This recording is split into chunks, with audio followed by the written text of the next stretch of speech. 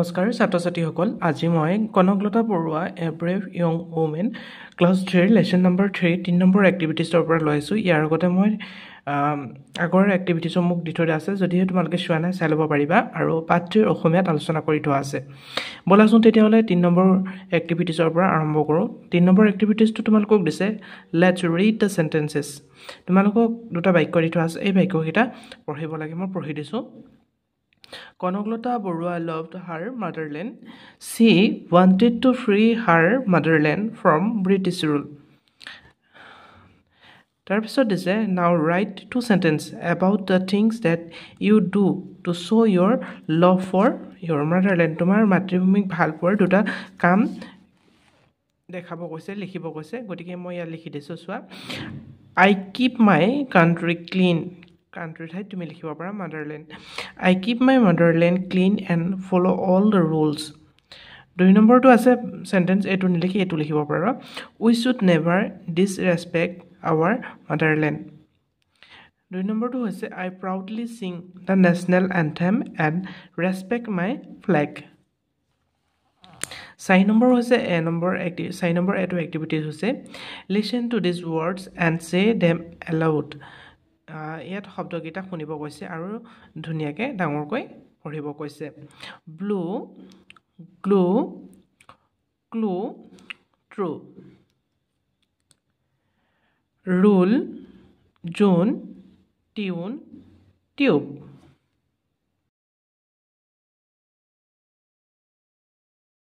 ইয়াত তোমালোকক শব্দকেইটা দিছে, বি নম্বৰটোত পঢ়িব লাগিব শব্দকেইটা। মই পঢ়ি দিছোঁ আৰু ইয়াৰ অৰ্থসমূহ তোমালোকে জানিব লাগিব। প্ৰথম হৈছে lead, led, keep, kept, become, became, give, gift, take, took, run, ran. এতিয়া চোৱা, লিড মানে হৈছে নেতৃত্ব দিয়া আৰু লেড মানে হৈছে নেতৃত্ব দিছিল। কিপ, কিপ মানে হৈছে ৰখা, কেপ মানে হৈছে ৰাখিছিল। বিকাম, বিকাম মানে হৈছে হোৱা আৰু বিকম মানে হৈছে হৈছিল। গিভ মানে হৈছে দিয়া আৰু গিফ্ট মানে হৈছে দিছিল। টেক মানে হৈছে লোৱা আৰু টুক মানে হৈছে লৈছিল। ৰান মানে হৈছে দৌৰা আৰু ৰান মানে হৈছে দৌৰিছিল। এতিয়া তোমালোকক দিছে, চোৱা, make sentence using any 2 pairs of words, one is done for you. ইয়াৰ পৰা যিকোনো দুটা শব্দ ল'ব লাগিব আৰু যিকোনো দুটা ল'ব লাগিব, লৈ পেলানি তাৰ পৰা বাক্য বনাব লাগিব। ইয়াত দুটা দি থোৱা আছে, ৰান আৰু ৰান। এইটো ৰান, এইটোৰ শব্দ দি থোৱা আছে আৰু বাকী দুটা তোমালোকে লৈ পেলানি কৰিব লাগিব। মই ইয়াত দি থোৱা আছোঁ গিভ আৰু গেভ, লগতে টেক, টুক। এতিয়া গিভৰ এটা বাক্য দি থোৱা আছে, please give me a pen. তোমালোকে অন্য বাক্যও লিখিব পাৰা। গেভ, গেভ হৈছে she gave me a gift. Take, she will take the bus. Took, she took a picture. Next তোমালোকক দিছে 5 নম্বৰ দিছে, ইয়াত চোৱা, লিফ্ট, লিফ্ট শব্দটো আৰু লভ, ইয়াত শব্দ দুটাৰ মানে তোমালোকৰ পাঠ্যপুথিখনত আছে। এতিয়া পাঠ্যপুথিখনত পঢ়ি পেলানি নাও ৰিড দ্য লেচন। পুনৰ তোমালোকে সেই লেচনটো, কনকলতা যিটো লেচন হয় এই লেচনটো পঢ়িব লাগে আৰু পঢ়ি পেলানি EN, লাষ্টত যি EN থকা সেই শব্দবোৰ বিচাৰি তোমালোকৰ নিজৰ বহীত লিখিব লাগে। এতিয়া ব'লাচোন আমি পাঠটোত কি কিনো ই দি লাষ্টত থকা শব্দ আছে আমি চাওঁ। এইটো কনকলতা বৰুৱা, আমাৰ ইয়াক প্ৰথমে প্ৰশ্ন দিয়ে থৈছে, লিভ শব্দটো দি থৈছে, গতিকে লিভ শব্দটো লিখিব নালাগে। তাৰপিছত আৰু কি ধৰি আছে, লভটো দি থৈ দিয়া আছে, এই দুটা শব্দ দি থৈছে, বাকী তোমালোকে লিখিব লাগিব। ৱান্টেড, জইণ্ট, তাৰপিছত আছিলে কি, let, want, tried, started, remembered. এই শব্দকেইটা তোমালোকে লিখিব লাগিব 5 নম্বৰত। নেক্সট আমি 5 নম্বৰৰ পিছত 6 নম্বৰলৈ আহিছোঁ। এতিয়া ইয়াত তোমালোকক কলম A আৰু কলম B দুটা কলম দি থোৱা আছে। কলম দুটাৰ পৰা মাজত বিকজ শব্দটো দি থোৱা আছে বিকজ শব্দটো লগাই দুটা বাক্যক একেলগ কৰিব লাগে এটা তোমালোকক দি থোৱা আছে Kanaklata Barua was a brave young woman because she sacrificed her life for her motherland তে বাকি কিটা তোমালোকে বনাব লাগে গতিকে মই ইয়াত লিখি দিছো চাই লোৱা প্ৰথমটো ইয়াত লিখি নাও write down the sentence using because শব্দটো লগাই বাক্য লিখি দিছো Kanaklata Barua was a brave young woman because she sacrificed her life for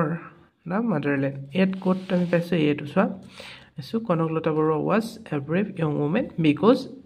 এই শব্দটো এই বাক্য হাৰি লিখি পানি because শব্দটো লগাইছো তাৰপিছত এটো লিখিছো she sacrificed her life for the motherland ঠিক তেনেধৰণে এটো লিখিব লাগিব দুই number বাক্যটোত Assam was her motherland because she was born in Assam ইসাৰে দুই নম্বৰ বাক্যটোত লিখি দিছো মই Assam was her motherland because she was born in Assam ঠিক আছে next বাক্যটো আছে she wanted to free her motherland from British rule এটো লিখিলো লিখিবলৈ লিখিব লাগিব because এটো লিখিব পিছত because she loved her motherland বাক্যটো লিখি দিলে হৈ গল নিশ্চয় বুজি পাইছা নেক্সট আহিছো আমি 7 নম্বৰ এ এটা তোমালোকক পোষ্টাৰ দিছে পোষ্টাৰটো কি আছে লুক এট দা পোষ্টাৰ এটা পোষ্টাৰটো তোমালোকক চাব কৈছে পোষ্টাৰটো দিছে লাচিত দিৱসৰ ওপৰত নৱেম্বৰ 24 ঠিক আছে এই পোষ্টাৰখন চাব দিছে এটো হৈছে এজন লাচিত বৰফুকন ঠিক আছে এতে এই পোষ্টাৰখনৰ পৰা তোমালোকক ইয়াত বি নম্বৰ কোৱেশ্চন দিছে কোৱেশ্চনবোৰ চাওঁচোন বলাচোন কোৱেশ্চনটো দিছে নাও সে yes or no yes আৰু no লিখিব লাগে এ নম্বৰ দিছে the poster is about the birth anniversary of Lachit বৰফুকনৰ জন্ম বাৰ্ষিকীৰ পোষ্টাৰ হয় এখন yes ইয়াত উত্তৰটো হ'ব yes তাৰপিছত দিছে Lachit Borphukan birth anniversary is on November 24 হয় November 24 ইয়াত লিখি থোৱা আছে November 24 লাচিত বৰফুকনৰ কি আছে জন্ম বাৰ্ষিকী এটো কি লিখিব লাগিব ইয়াটো yes এনসাৰত yes 3 নম্বৰ দিছে Lachit Borphukan was a brave British hero এটো ভুল হয় এটো গতিকে no লিখিবা ইয়াত কি ভুল no লিখিব কাৰণ লাচিত বৰফুকন ব্ৰিটিছৰ হিৰো নাছিল লাচিত বৰফুকন আছিল আহোমৰ এজন জেনেৰেল এতিয়া তোমালোকৰ এটা বক্সত দিছে আকৌ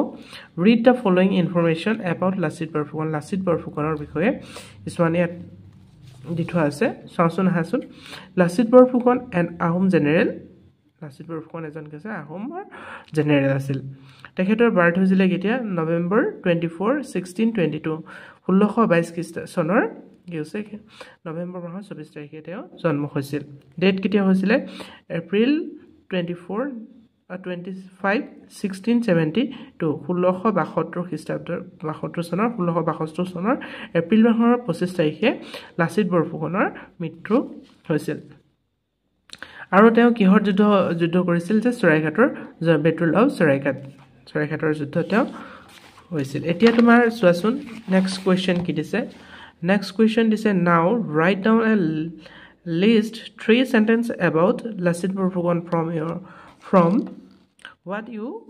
read just now এতিয়া বৰ্তমান তুমি যিখিনি পঢ়িলা পঢ়াৰ পৰা তুমি তিনিটা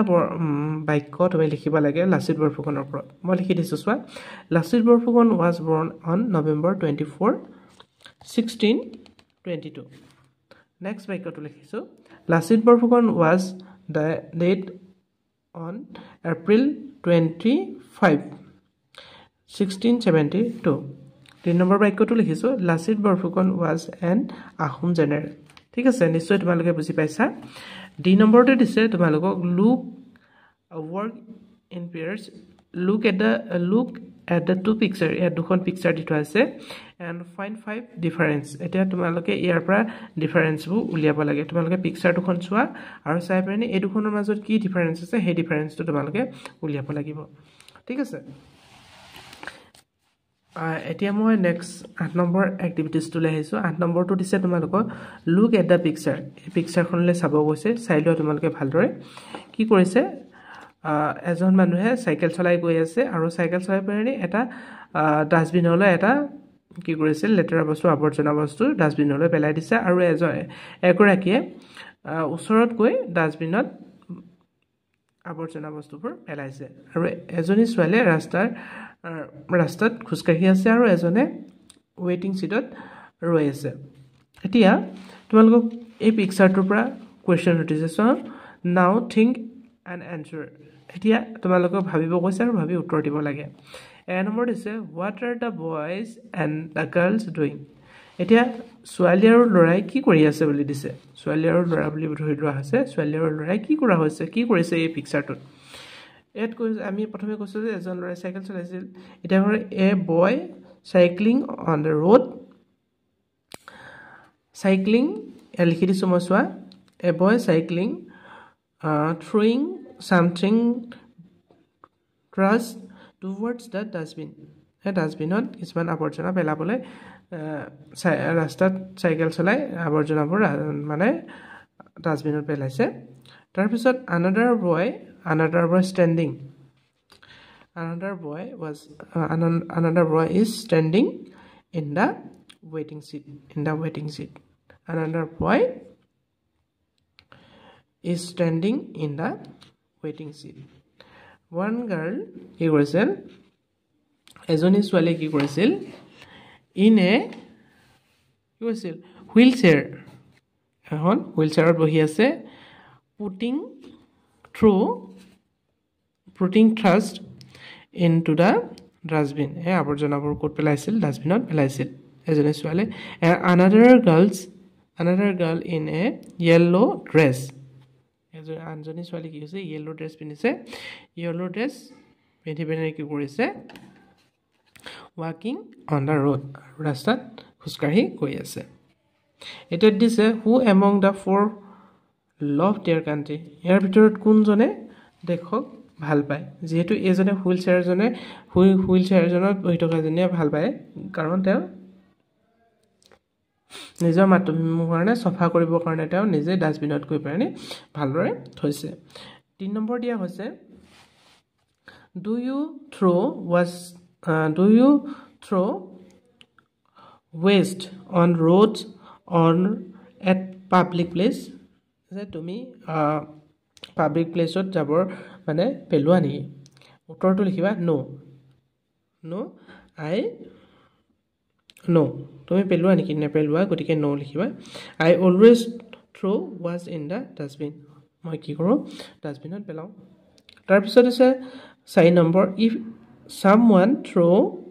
garbage on the road what should you do যদি কিছুমান ৰাস্তাত পেলাই দিলে তুমি কি কৰিবা যে I should tell them politely to throw the garbage in a dustbin and keep the surrounding clean মই তাক ভালদৰে বুজাই দিম আৰু যে ডাষ্টবিনত পেলাব লাগে আৰু সাফা কৰি ৰাখিব লাগে আমাৰ চাৰিওফালৰ পৰিৱেশটো হেতু কথা মই ভালদৰে বুজাই দিম কি লিখিছো চোৱাচোন I should tell them politely to throw the garbage in a dustbin and keep the surrounding clean ঠিক আছে নিশ্চয় বুজি পাইছা নেক্সট তোমালোকৰ বাবে লৈ আহিছো নেক্সটটো দিছে 9 নম্বৰ এটো draw our national flag in the box and color it নিশ্চয় তোমালোকে আমাৰ যিখন ত্ৰিৰংগা পতাকা হয় ত্ৰিৰংগা পতাকাখন বাকচত লিখিব লাগে আঁকিব লাগে আঁকি পেনি ৰং কৰিব লাগে নিশ্চয় তোমালোকে পাৰিবা এটো কৰিবা নিজে এতিয়া বি নম্বৰ দিছে now write 3 sentences on our national flag আমাৰ যিখন ৰাষ্ট্ৰীয় পতাকা হয় সেই পতাকাখনৰ ওপৰত 3 শাৰী বাক্য লিখিব লাগে মই লিখি দিছো তোমালোকে চোৱা our national flag is called the tricolor আমাৰ national flag যিখন হয় ৰাষ্ট্ৰীয় পতাকাখনক কি বুলি কোৱা হয় ত্ৰিৰংগা পতাকা বুলি কোৱা হয় it has saffron white and green color with a blue Ashok চক্ৰ in the middle এই পতাকাখনত কি আছে